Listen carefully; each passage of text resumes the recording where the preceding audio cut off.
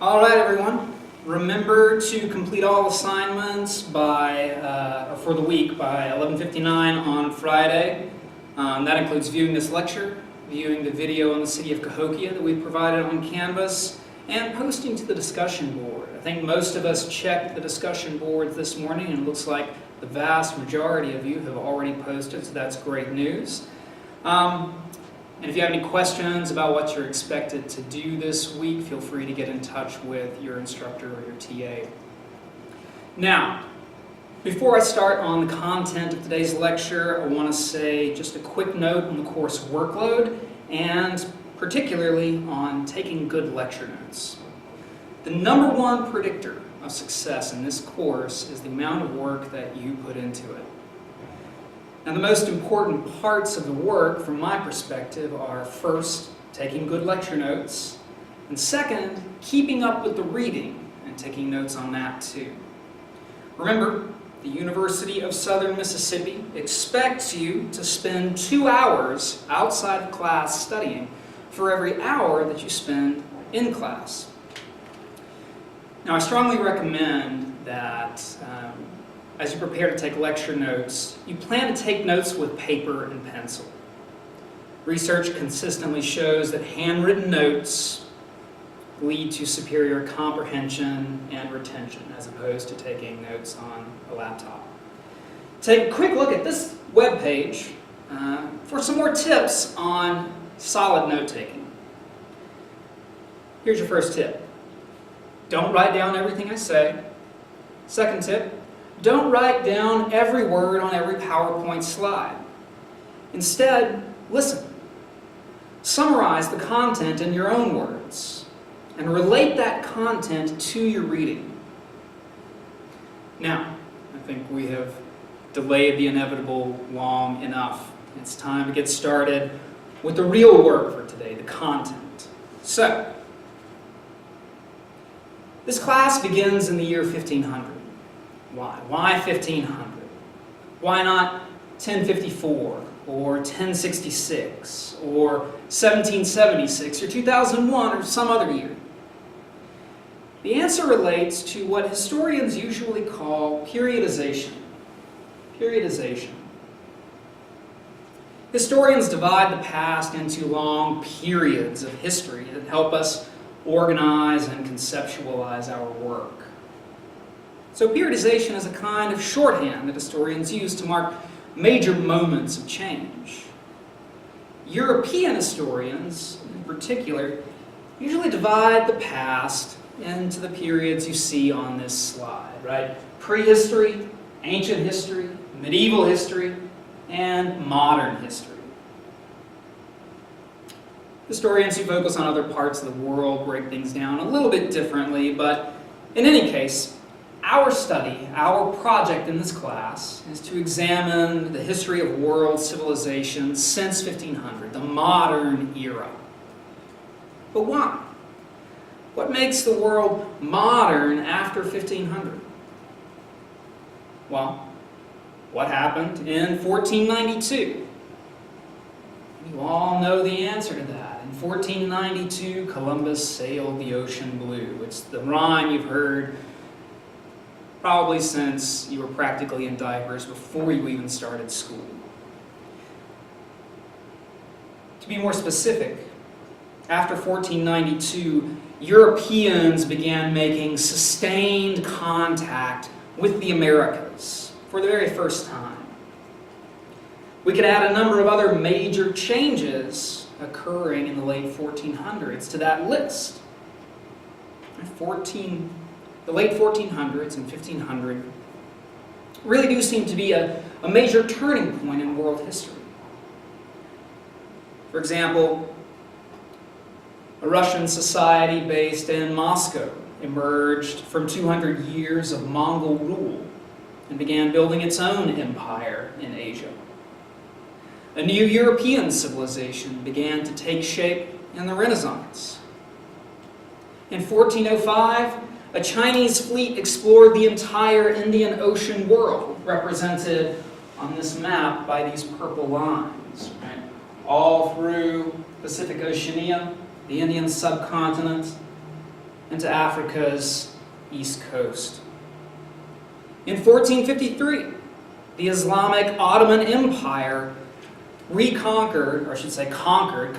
its conquest of the Christian Byzantine Empire when it captured the city of Constantinople here and renamed it Istanbul. In 1492, Spanish Christians reconquered the Iberian Peninsula here, driving out Muslims who had ruled that part of Europe for centuries. And in the Americas, here the Aztec Empire, and here the Inca Empire reached their economic, political, and social peaks. So things are changing pretty dramatically all over the world in 1500. How are we supposed to get our minds around that kind of dramatic change? How are we to examine the centuries-long processes of historical change that unfolded in the centuries after 1500?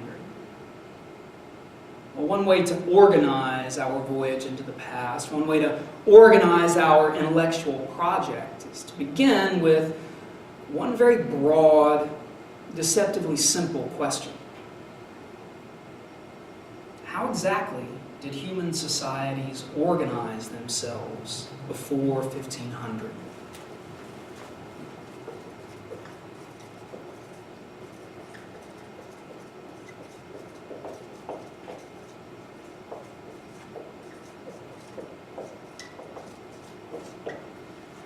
So consider this pro tip number 3 on good note-taking. Use abbreviations wherever you can. So our major question, how exactly did human societies organize themselves before 1500? And then why and how did they change over the ensuing 500 years? So to begin answering that question, we're going to spend the rest of the day by taking a brief world tour. I'm going to use this world tour to demonstrate the big idea that in 1500, lots of different kinds of human societies existed. Hunter-gatherer societies existed. Agricultural villages existed. Chiefdoms existed. Pastoral communities existed. There were also small states and state-based empires. Now, at this point, it might be useful to establish a thumbnail working definition of a state. This concept is going to be with us for the rest of the semester, so we might as well start today with a working definition. A state, very loosely defined, is a hierarchical, centralized, sovereign political entity that controls a specific territory. I'm going to repeat that. A state, loosely defined, is a hierarchical, centralized, sovereign political entity that controls a specific territory. So, there are lots of different kinds of societies in the world in 1500. Compare that with 2018. Looks a lot different, right? In 2018, there are really only 2 types of human societies: modern nation-states and non-states. And most world leaders consider non-states to be illegitimate, ungoverned, and in need of a state. So in 1500, lots of different kinds of societies. A little over 500 years later, there are only nation-states. And really, even by 1500, that balance of power between states and other kinds of societies was shifting. So we're going to spend the next 15 weeks trying to understand the causes and the consequences of that shift.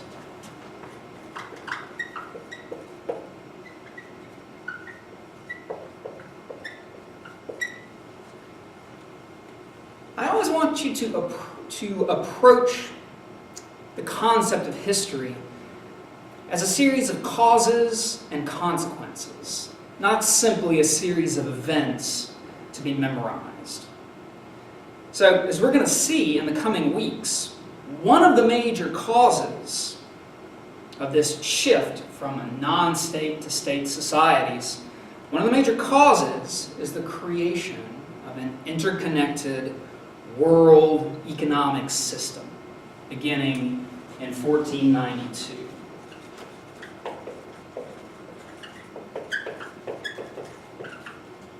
One of the major causes of this shift in the balance of power from non-states to states, is the creation of a world economic system beginning in 1492. And one of the major consequences, the major long-term consequences, right up to the present, has been the creation of new forms of staggering inequality.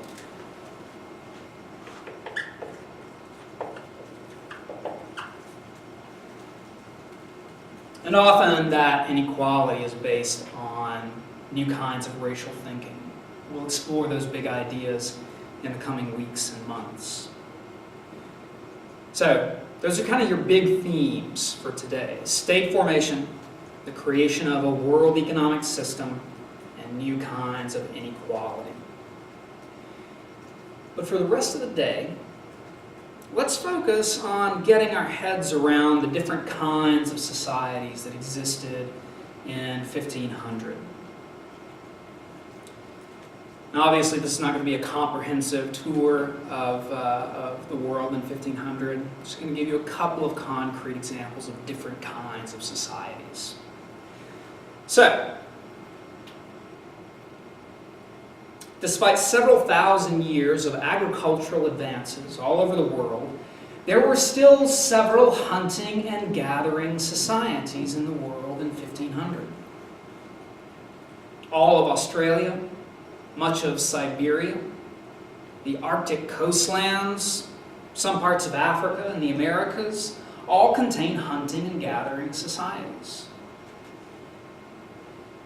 And these were not merely sort of primitive Stone Age holdovers who had simply failed to change and were living in desperate squalor. It's not like that. Instead, hunting and gathering societies often had little reason to adopt agriculture. Consider Australia. Australia was home to more than 250 different people groups. Over several thousand years, Aboriginal Australians adopted all kinds of things from other societies, both material items and ideas. They adopted outrigger canoes and fishhooks from Pacific Islanders. They adopted artistic techniques and mythological ideas. But despite direct contact with agriculturalists in nearby New Guinea, Australians did not adopt agriculture.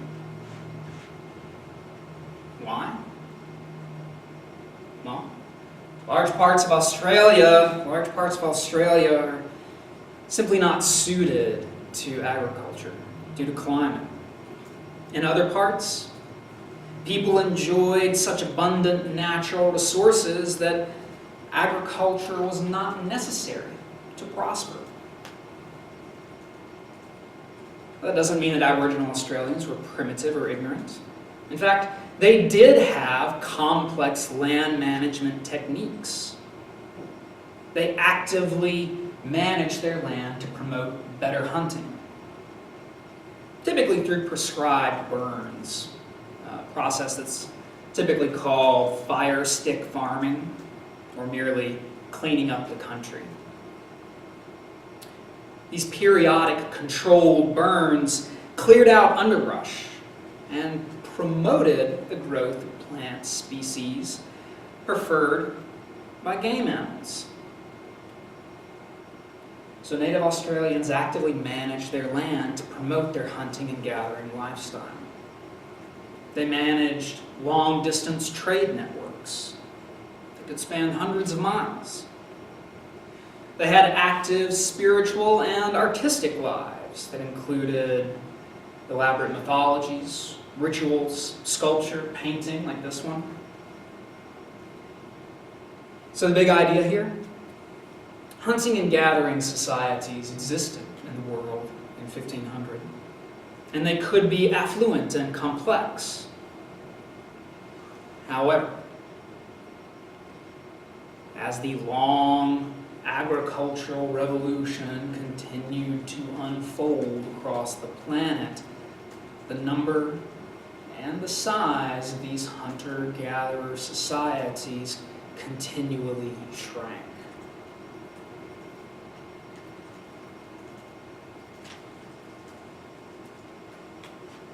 So there are hunter-gatherer societies in the world in 1500. There are also agricultural village societies. Agricultural village societies were in fact far more common.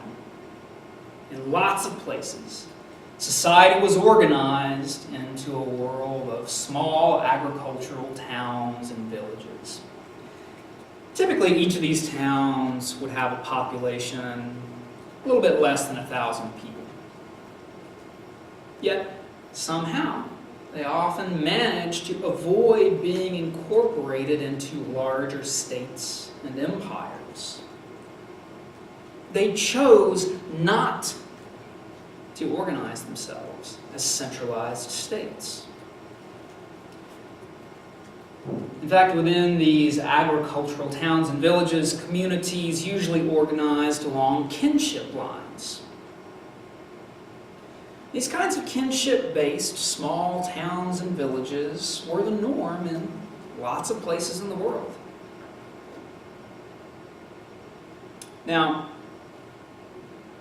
like hunter-gatherer societies, historians of the early modern period often view these agricultural towns and villages as less important than the states and empires that were emerging in the 1400s and 1500s. But viewed from within, these societies had their own histories, their own right to exist as sovereign peoples. I'll give you a couple of examples. Example number one, the Igbo people. The Igbo people, the West African forest lands, just east of the Niger River here. In the 1400s, the neighboring peoples, the Yoruba and the Beni. In the 1400s, the neighboring peoples, the Yoruba and the Beni, developed into small states, but the Igbo did not. They deliberately rejected state-like organization. They had sufficient population density. They had extensive trading networks. They could have developed into a state, but they chose not to. Instead, they relied on other institutions to provide social cohesion and a sense of group identity. For example, wealthy men created associations in which they purchased titles of rank. Women had their own associations. There was even a class of religious specialists who had their own association, and they served as mediators to maintain the balance of power between Igbo kin groups. Igbos traded with the more centralized state-like societies around them, including the Songhai Empire. Yet they were able to remain independent. They were able to retain their organization as a world of agricultural towns and villages. Give me another example. The Iroquois people of present-day upstate New York in North America.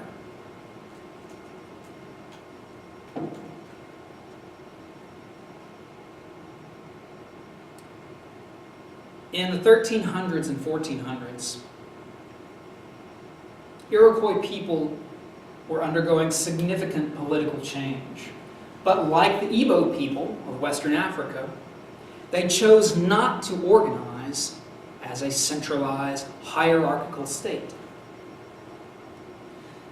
As village populations among Iroquois speakers increased, frequent warfare erupted between them as they competed for resources.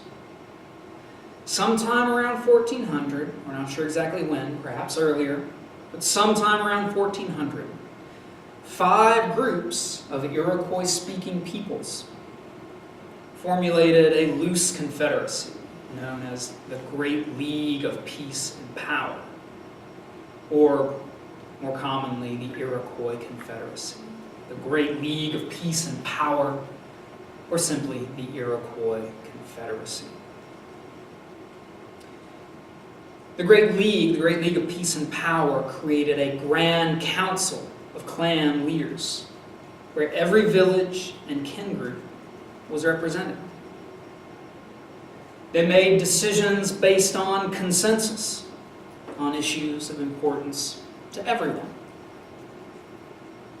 So they were capable, these independent agricultural towns and villages, they were capable of working together when needed. But on most everyday issues, they maintained local autonomy, local independence, local sovereignty. Yet the Grand Council was able to end conflict between the independent villages. The Grand Council was able to effectively deal with outsiders, including Europeans, by the 1600s. In fact, the Iroquois Great League of Peace and Power was a model of limited government, social equality, and individual freedom. Many Europeans came to admire those elements of Iroquois society, especially when compared with their own hierarchical, centralized states. Even Iroquois women enjoyed equality and individual liberty, a thing very rare in world civilizations around 1500.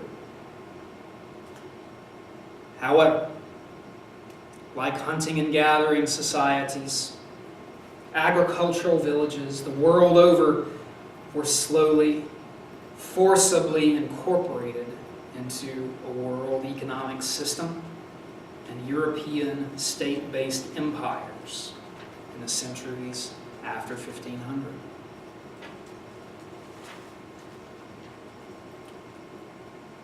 There are still other kinds of societies, still other kinds of non-state societies in the world in 1500.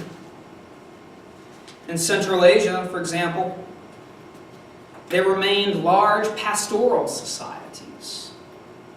Pastoral societies are peoples who live by herding animals, typically horses or cattle. The pastoral peoples of Central Asia had long been a major force that could even come to dominate neighboring empires, most famously and most dramatically the Mongol Empire, which I expect many of you are already familiar with from History 101 if you've taken that. But as the Mongol Empire disintegrated, another group of Central Asian pastoralists founded a short-lived empire of their own. A Turkic warrior named Timur. A Turkic warrior named Timur emerged in the late 1300s, early 1400s, in what is today Uzbekistan. And his armies devastated parts of present-day Russia, Iran, and India. Timur died in 1405, but his descendants controlled much of this territory for a century. They used their wealth to fund artists, poets, traders, and craftsmen. In short, this pastoralist society was affluent and highly developed. But after 1500, like the hunters and gatherers and the agricultural villages in other parts of the world, pastoralists began to lose power to emerging states and empires. So, despite the existence of other kinds of societies, the world since 1500 has been dominated by state-based societies. States tended to be larger, denser, more economically powerful, and more unequal than other kinds of societies. By 1500, the world's population, most of the world's population, already lived in state-based societies, and the balance of power would continue to tip in that direction. China and Europe are sort of the big examples that I've chosen for today of state-based societies. I'm not going to spend too much time on these because we're going to be spending a lot of time on them in the coming weeks.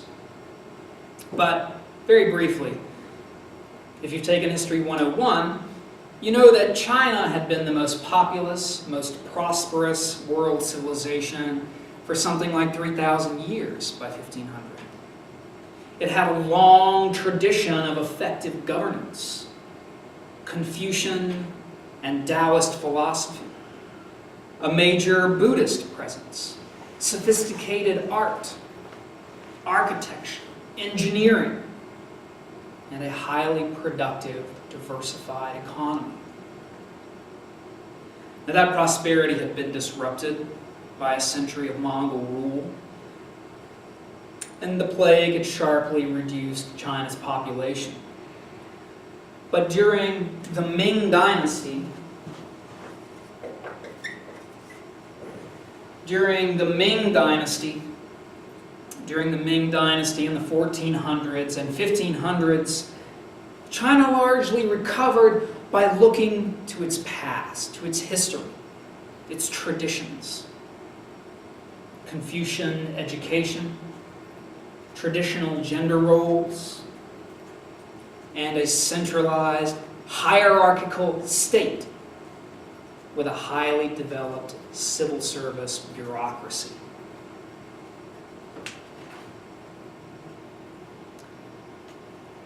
At the western end of the Eurasian supercontinent, Western Europe had escaped Mongol conquest, but like China, Europe had been devastated by the plague. After losing something like a third of its population, Europe also started to rebound in the 1400s. Now, politically, Europe, like China, looked to its history, its past, its tradition of state formation to rebound. Now, in China, that meant one hierarchical, centralized government. But in Europe, that meant a fragmented system of lots and lots of little, independent, highly competitive states. As those little states consolidated their power, they learned to tax people more efficiently, create more efficient bureaucracies. And that often included the creation of standing armies. In fact, extracting wealth from peasants through taxation to pay for expansionist wars became kind of a standard operating procedure in European state building. Europe also enjoyed a cultural blossoming known as the Renaissance. Conceptually, it's not unlike the rebirth of Confucian education in Ming China. Only in Europe, the Renaissance reclaimed and celebrated a Greco-Roman tradition Renaissance artists. Renaissance artists and thinkers began to focus on more secular human subjects rather than exclusively religious subjects. And that could include creating busts and portraits of wealthy, prominent individuals, like the Italian banker and statesman Lorenzo de' Medici. I draw your attention to all this to say that these secular, humanist, individualistic elements of the European Renaissance reflect the dawn of a capitalist economy that celebrates concentrated wealth. And that way of thinking would contribute to the creation of a world economic system.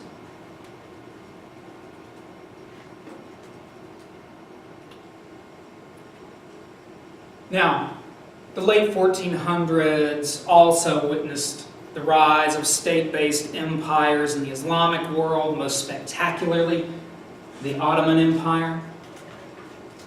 But we'll save that for another day. Suffice it to say, big picture, there were lots of different kinds of societies in the world before 1500. But the balance of power was shifting away from them and towards states, centralized, hierarchical political entities that controlled specific territories.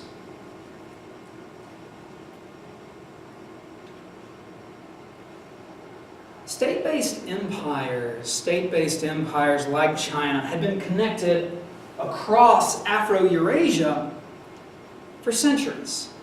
But there had been no sustained contact between Afro-Eurasia, Pacific Oceania, and the Americas. But all that began to change around 1500, the dawn of the modern era.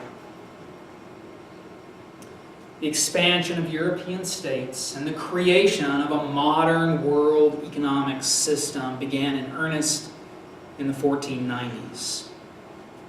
And over the next 300 years, European states came to dominate the world. And while that was a positive change for some, it was very much a negative change for many, many others. So, the early modern period between 1500 and 1800 can be seen as a kind of incubation period for European global dominance. That dominance peaked in the 19th century.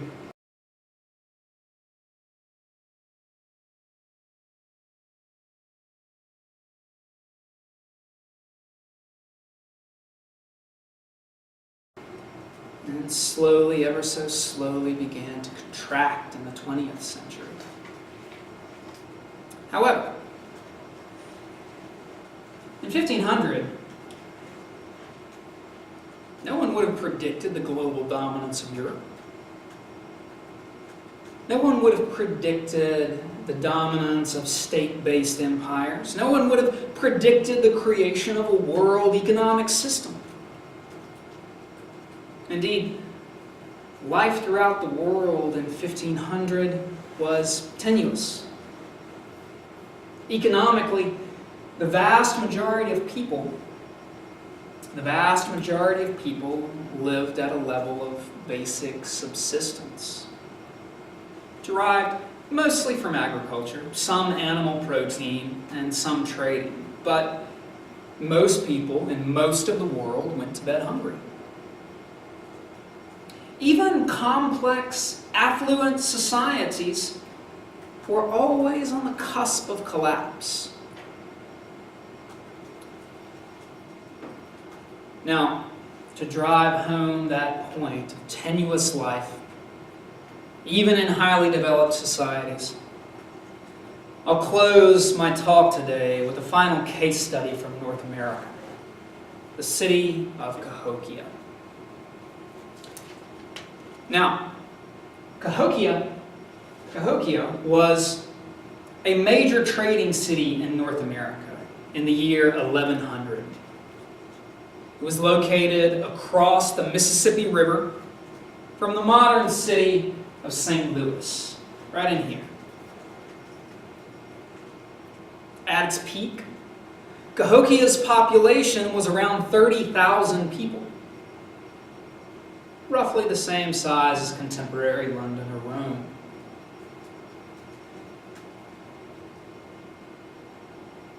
Large-scale corn agriculture provided the food surplus that fueled Cahokia's remarkable success. And it was remarkable. There was nothing like Cahokia before Cahokia. There was nothing quite like it after. Fields of maize and other crops, when I say maize, I mean corn. Corn, maize, same thing. Fields of maize and other crops fanned out from downtown Cahokia for 30 miles in every direction. It would take you more than a day to walk through Cahokia. It's that big. Satellite towns nearby held granaries that stored the food surplus.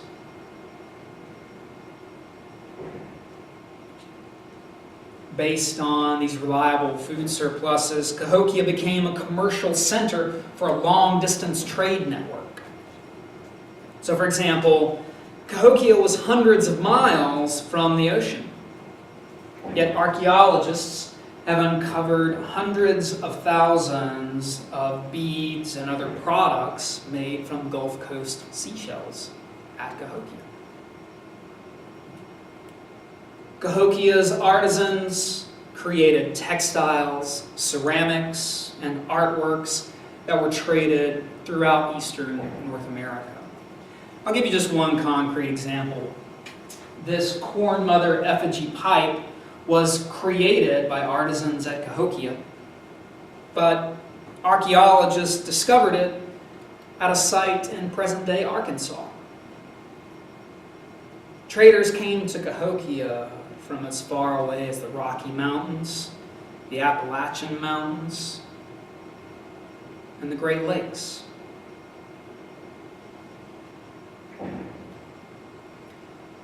Enormous earthen mounds dotted the landscape around Cahokia.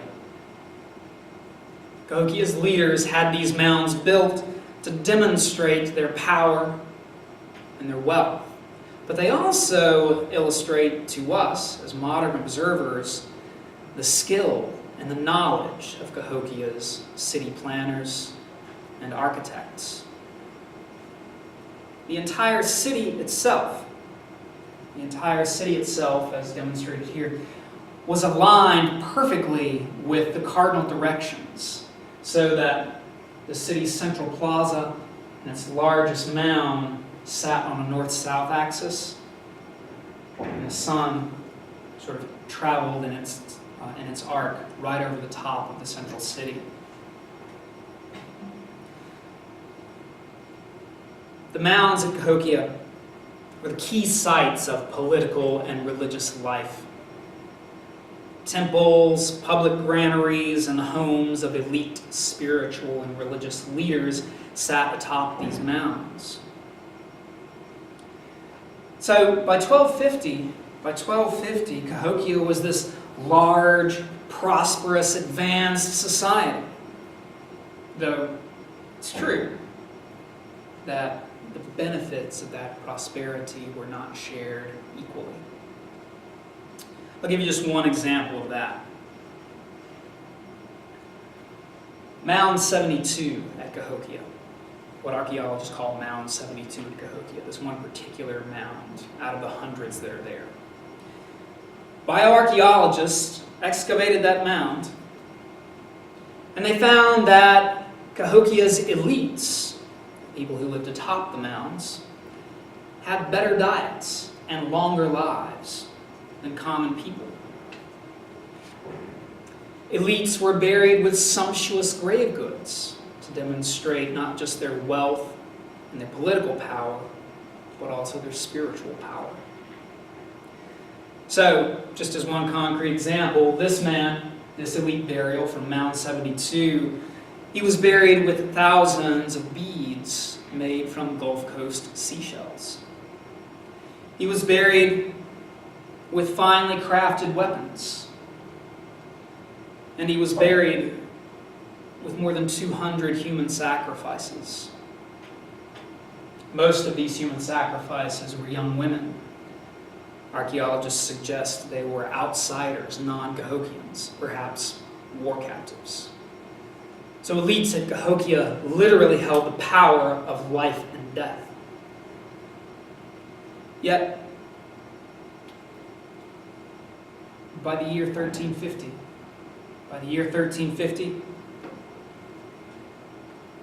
the city of Cahokia was abandoned, an empty ruin. The city's huge population put too much pressure on the local environment, leading to collapse. A long-term drought struck the central Mississippi River Valley. So Cahokia's farmers could no longer produce enough food to support its enormous population. People had stripped the river valleys of trees for fuel, building materials, and to clear land for still more maize agriculture. When the rains did finally come, breaking the drought, floods swept through the denuded landscape, and entire crops were lost, leading to still more famine.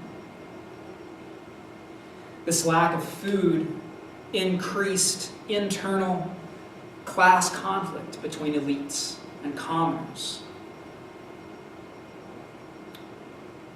Warfare with regional rivals may have helped to destabilize Cahokia. Archaeologists suggest that in the last several decades of its existence, Cahokians built a series of wooden palisades around the central city to protect it from invaders. This combination of environmental collapse, internal class conflict, and external threats ultimately unraveled Cahokia, the greatest city of pre-contact North America and north of Mexico.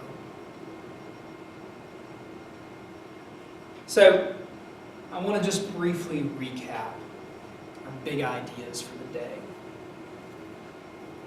Before 1500, there are lots of different kinds of societies in the world.